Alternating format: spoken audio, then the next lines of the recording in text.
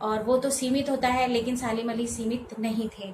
सालिम अली अपने कार्य क्षेत्र में टापू की तरह सीमित नहीं रहे, बल्कि वे तो जीवन भर नए नए पक्षियों की खोज में प्रकृति के विशाल परिवेश में घूमते रहे और अपना कार्यक्षेत्र विस्तृत बनाकर अथाह सागर के समान प्रकृति से जो जो अनुभव प्राप्त किए उन्हें संजोते रहे।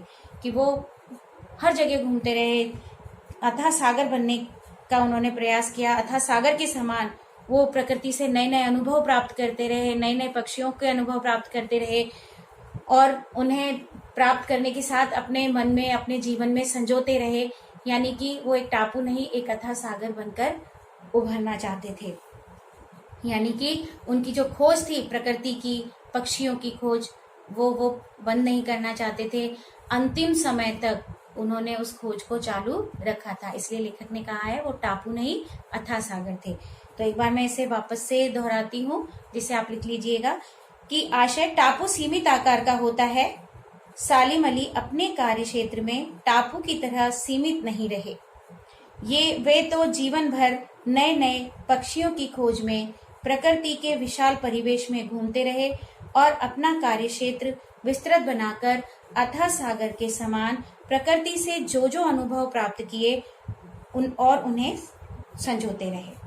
ठीक है, समान प्रकृति से जो जो अनुभव प्राप्त किए उन्हें संजोते रहे। ठीक है, ये आपने आशय स्पष्ट में 3 पंक्तियां थी, क, ख और ग की। पहली थी कि वो लॉरेंस की तरह नैसर्गिक जिंदगी का प्रतिरूप बन गए थे। दूसरी थी कोई अपने जिस्म की हरारत और दिल की धड़कन देकर भी उसे लौटाना चाहे तो वह पक्षी अपने सपनों के गीत दोबारा कैसे गा सकेगा, ये दूसरी थी। तीसरी थी सालिम अली प्रकृति की दुनिया में एक टापू बनने के बजाय अथाह सागर बनकर उभरे। तीनों आशय स्पष्ट आपको करने हैं। तो हमारे अभी तक 4 प्रश्न हो गए हैं। अब हम आते हैं अपने 5वें प्रश्न पर।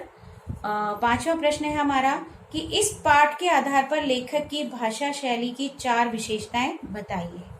ठीक है, तो इसमें देखिए आप कि इसकी पहली विशेषता है सांवले सपनों की याद नामक पाठ की भाषा शैली संबंधी विशेषताएं निम्नलिखित हैं। पहली है कि उन्होंने मिश्रित भाषा का प्रयोग किया था। कैसी भाषा का प्रयोग किया था? मिश्रित भाषा का प्रयोग किया था। तो लेखक ने प्रस्तुत संस्करण में हिंदी, उर्दू और अंग्रेजी शब्दों का प्रयोग किया है ना। हिंदी के तत्सम तद्भव शब्दों का मिला जुला प्रयोग भी उन्होंने किया है, जैसे कि परिंदा, जिंदगी, हुजूम, ये सब कैसे हैं? उर्दू वर्ड हैं, है ना। खामोश, सैलानी, तमाम आदि ये सब उर्दू के शब्द हैं। संभव, अंतहीन, वाटिका, विश्राम, प्रतिरूप आदि ये सब तत्सम शब्द हैं तथा airgun, bird watcher, Silent Valley आदि अंग्रेजी के शब्द हैं। तो उन्होंने अपने क्या है, मिश्रित भाषा का प्रयोग किया है।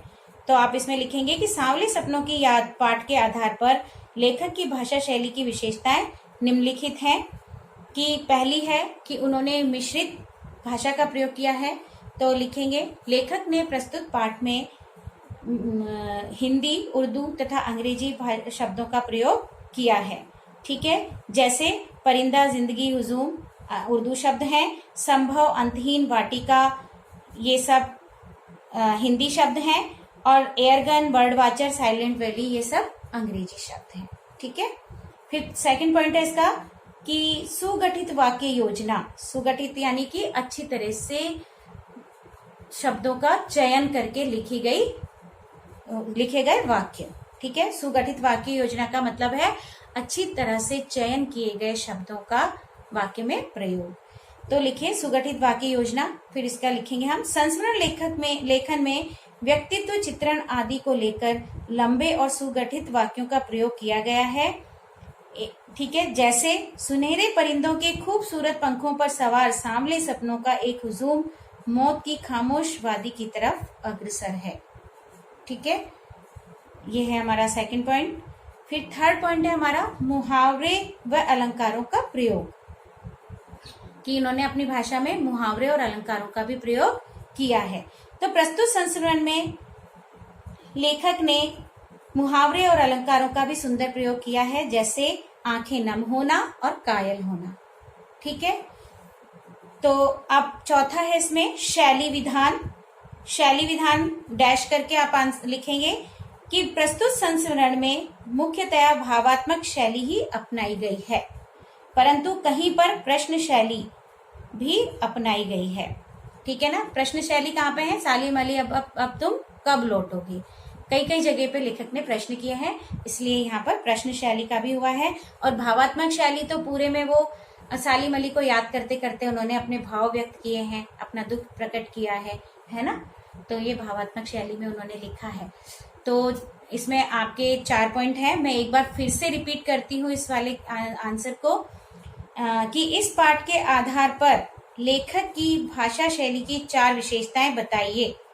तो लिखेंगे आंसर। उत्तर देखिए, सांवले सपनों की याद पाठ के आधार पर लेखक की भाषा शैली की विशेषताएं निम्नांकित हैं। डैश। पहली, मिश्रित भाषा का प्रयोग। डैश, लेखक ने प्रस्तुत संस्मरण में हिंदी, उर्दू तथा अंग्रेजी शब्दों का प्रयोग किया है, जैसे परिंदा, जिंदगी, हुजूम, ये सब उर्दू शब्द हैं। संभव, अंतहीन, वाटिका हिंदी शब्द हैं। Airgun, bird watcher, Silent Valley आदि अंग्रेजी शब्द हैं।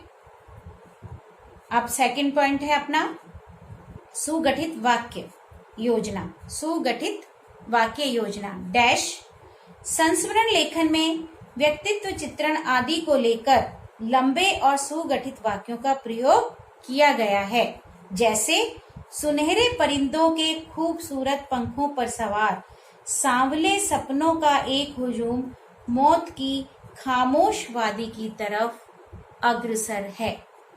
तो ये हो गया सेकंड पॉइंट।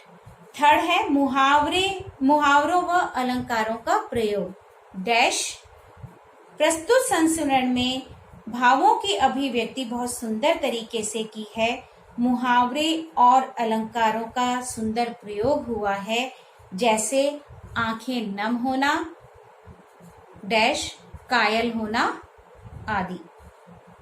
ठीक है, जैसे आंखें नम होना, कॉमा, सॉरी डैश नहीं, कॉमा, आंखें नम होना, कॉमा, कायल होना आदि। ये हमारा तीसरा पॉइंट हो गया। इसमें चौथा पॉइंट देखिए, शैली विधान। शैली यानी लिखने का की तरीका है ना, लिखने की शैली कौन सी उनकी। तो शैली विधान है, प्रस्तुत संस्मरण में मुख्यतया भावात्मक शैली अपनाई गई है, परंतु कहीं कहीं पर प्रश्न शैली का भी प्रयोग हुआ है। ठीक है, तो ये हमारा प्रश्न 5 पूरा हो गया है। प्रश्न 5 के बाद अब हम आते हैं प्रश्न 6 पर। प्रश्न 6 में पूछा गया है कि इस पाठ में लेखक ने सालिम अली के व्यक्तित्व का जो चित्र खींचा है उसे अपने शब्दों में लिखिए। तो वैसे तो आपने चैप्टर पढ़ा है, आप लिख भी सकते हो कि वो कैसे थे, कि है ना, कि पक्षी प्रेमी थे, है ना, प्रकृति प्रेमी थे, पर्यावरण प्रेमी थे, उन्हें पक्षियों से विशेष लगाव था, ये सब इसमें आएगा। तो अब मैं एक बार बता देती हूँ लेकिन, कि सालिम अली सुप्रसिद्ध पक्षी विज्ञानी एवं प्रकृति प्रेमी थे। उन्हें पक्षियों से विशेष लगाव था। वे हमेशा गले में दूरबीन लटकाए रहते थे। वे प्रायः आंखों पर दूरबीन लगाकर पक्षियों के प्रत्येक क्रियाकलाप को निहारते रहते थे। निहारते रहते थे मीन्स देखते रहते थे दूरबीन से। ठीक है, वे पर्यावरण प्रेमी एवं घुमक्कड़ स्वभाव के थे, कि वो पर्यावरण से प्रेम करते थे, इसीलिए वो घुमक्कड़ थे, क्योंकि वो नई नई जगहों की खोज, नई नई जगहों को देखना चाहते थे। वे पहाड़ों, जंगलों, झरनों को उन्हीं की नजर से देखते थे और पक्षियों के मधुर कलरव को संगीत के समान रोमांचकारी मानते थे। यानी कि वे पहाड़ों, जंगलों और झरनों को उन्हीं की नजर से देखते थे। उन्हीं की नजर से मीन्स पहाड़ों को प्रकृति, मतलब पूरी ये प्रकृति हो जाती है, पहाड़, जंगल, झरने प्रकृति है, तो वो प्रकृति को प्रकृति की नजर से ही देखते थे। पक्षियों को वो पक्षियों की नजर से ही देखते थे, वो उन्हें मनुष्य की नजर से नहीं देखते थे।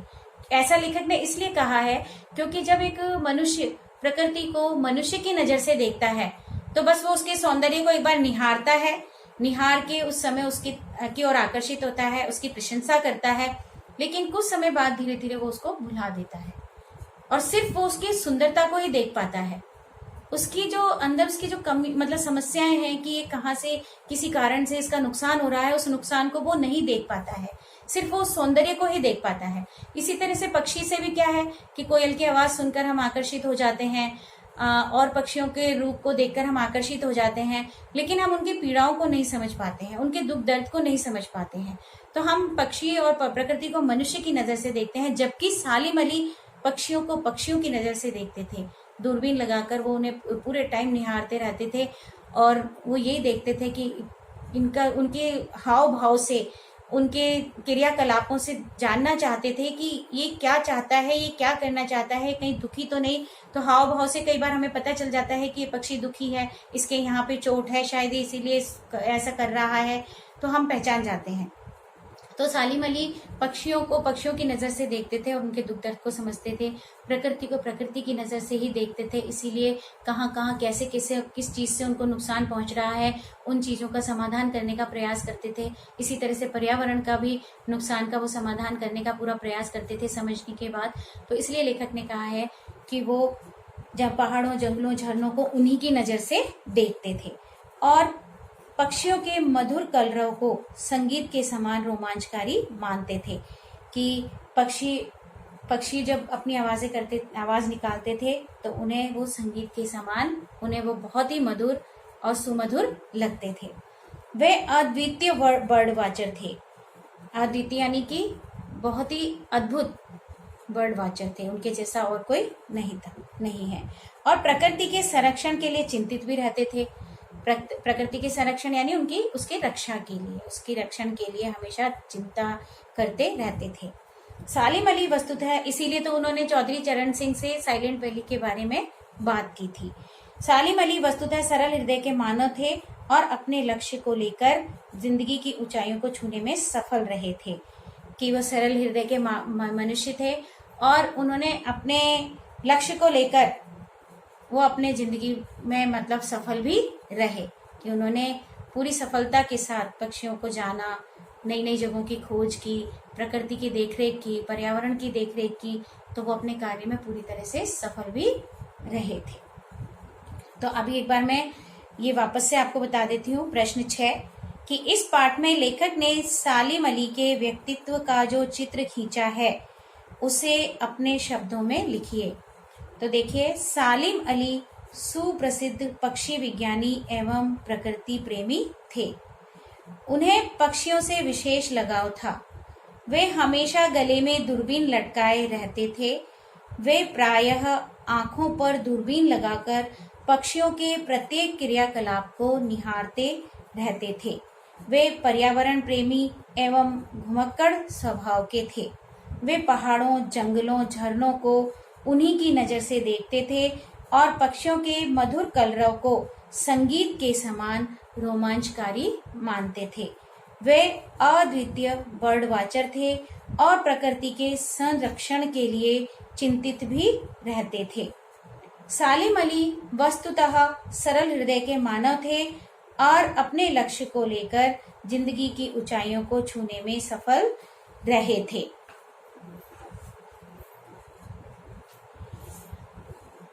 तो ये हमारा प्रश्न 6 पूरा हुआ। अब हम आते हैं प्रश्न 7 पर। ठीक है, प्रश्न 7 में देखिए क्या है कि प्रश्न 7 में पूछा गया है कि सांवले सपनों की याद शीर्षक की सार्थकता पर टिप्पणी कीजिए।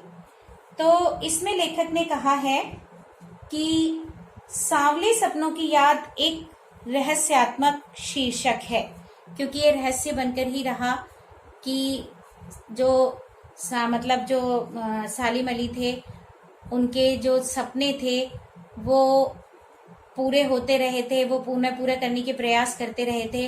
और अब वो जाबिर हुसैन की जिंदगी में सालिम अली खुद एक सांवला सपना बनकर उभर आए थे। यानी लेखक उन्हें हमेशा याद करते रहते थे, हमेशा उनकी एक सांवली सांवली सी याद उन्हें, जैसे कि यमुना का पानी वृंदावन में कृष्ण जी की याद दिलाता है, उसी तरह से उनका जो पक्षी प्रेम था वो लेखक को भी सालिम अली की याद दिलाता रहता था। इसलिए उन्होंने इस पाठ का नाम सांवले सपनों की याद रखा है।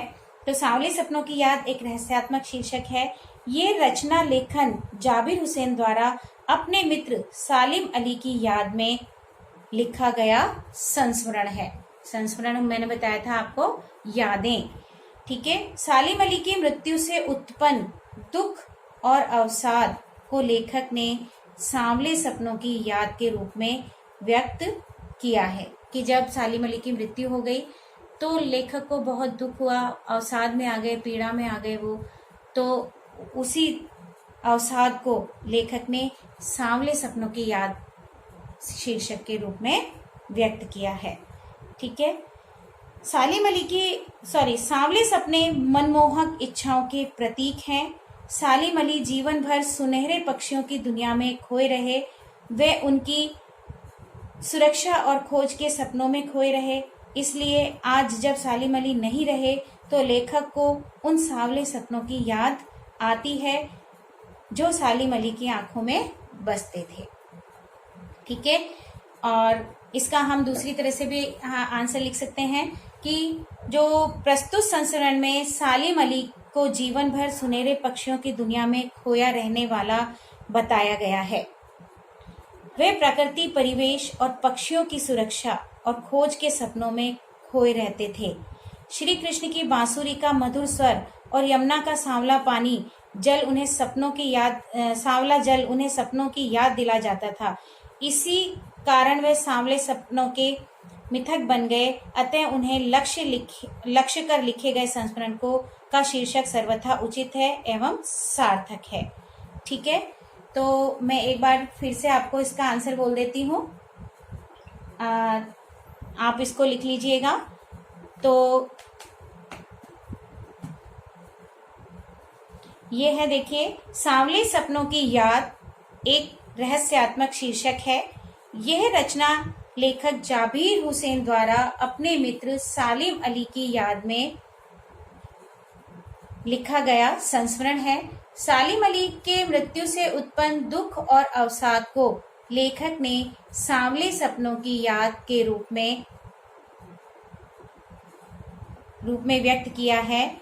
सांवले सपने मनमोहक इच्छाओं के प्रतीक हैं। सालिम अली जीवन भर सुनहरे पक्षियों की दुनिया में खोए रहे और उनकी सुरक्षा और खोज के सपनों में खोए रहे। इसलिए आज जब सालिम अली नहीं रहे तो लेखक को उन सांवले सपनों की याद आती है जो सालिम अली की आंखों में बसते थे। तो हमने ये 7 प्रश्न थे, 7 प्रश्न हमने इसमें कर लिए हैं। ठीक है। और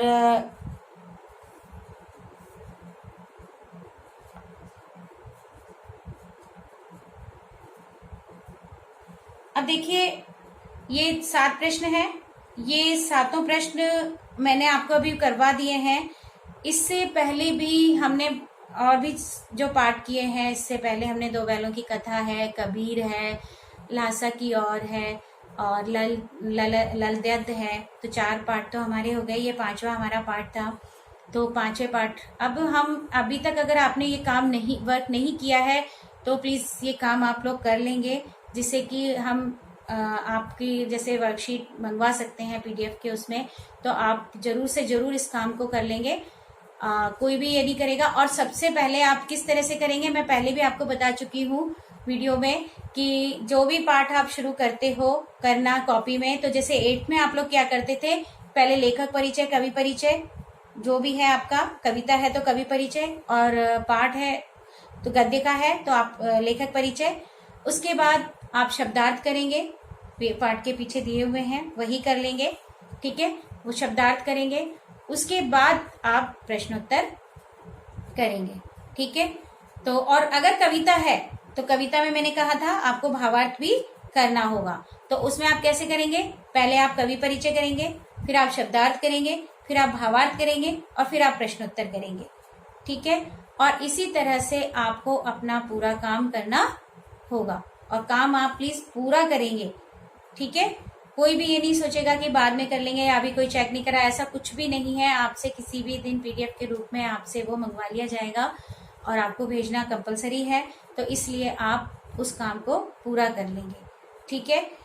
और इसके अलावा देखिए कि अब जो भी आपने काम किया है वो तो आप कर ही लेंगे, और अगली जो जितना भी हमने पढ़ा है, पांच जो हमारे ये 5 चैप्टर हो गए हैं, तो पांचों चैप्टर आप पढ़ेंगे, क्योंकि हम जब भी लाइव क्लास लेते हैं आप किसी तरह की कोई क्वेरी हमारे सामने नहीं रखते हैं। तो आपसे जब पूछा जाता है तो कोई नहीं आता है, बीच बीच में आप हैंड रेज करते हैं, लेकिन जब आपसे दोबारा से पूछा जाता है तो आप कोई क्वेश्चन नहीं करते हैं, कोई क्वेरी नहीं होती है आपकी, कोई डाउट नहीं होता है आपका। तो आप कोशिश करें, कोशिश नहीं आपको करना ही है कि आप जो पांचों चैप्टर पढ़ेंगे, पांचों चैप्टर पढ़ने के बाद जो भी आपके डाउट हैं, जो भी आपकी क्वेरीज हैं, जो भी समस्या है चैप्टर से संबंधित, पार्ट से संबंधित, जो भी आपको जो भी नहीं आ रहा है वो आप लिख कर रख लेंगे, अपने उसमें लिख कर रख लेंगे। वीडियो सुनते वक्त, जब भी वीडियो आप देखते हैं, वीडियो देखते वक्त जो भी आपके मन में डाउट आता है तो कॉपी लेकर बैठे, वीडियो देखते वक्त कॉपी और पेन लेके बैठेंगे, और जो भी मन में डाउट आता है वो उसी समय आप तुरंत अपनी कॉपी में मेंशन करेंगे, और जिससे कि आप जब लाइव क्लास हो तो लाइव क्लास में आप उन डाउट्स को क्लियर कर सके। ठीक है, तो आप ये काम जरूर करना, क्योंकि जब भी फिर ये होता है कि जब आपकी लाइव क्लास होती है तो आपसे हम कितनी बार कहते हैं कि एनी क्वेरी एनी डाउट, तो आप लोग बिल्कुल कोई नहीं आते हो। तो अब आगे ये ध्यान रखिएगा कि पांचों चैप्टर को आप पढ़ लेंगे, और आप क्योंकि नेक्स्ट क्लास जो होगी हमारी वो लाइव होगी, तो फिर आपको उस लाइव क्लास में पूरा मौका है कि आप अपने डाउट, कोई भी क्वेरी है वो अपनी हमसे पूछ सकते हो, और अपने जो भी समस्या है उसका समाधान करवा सकते हो।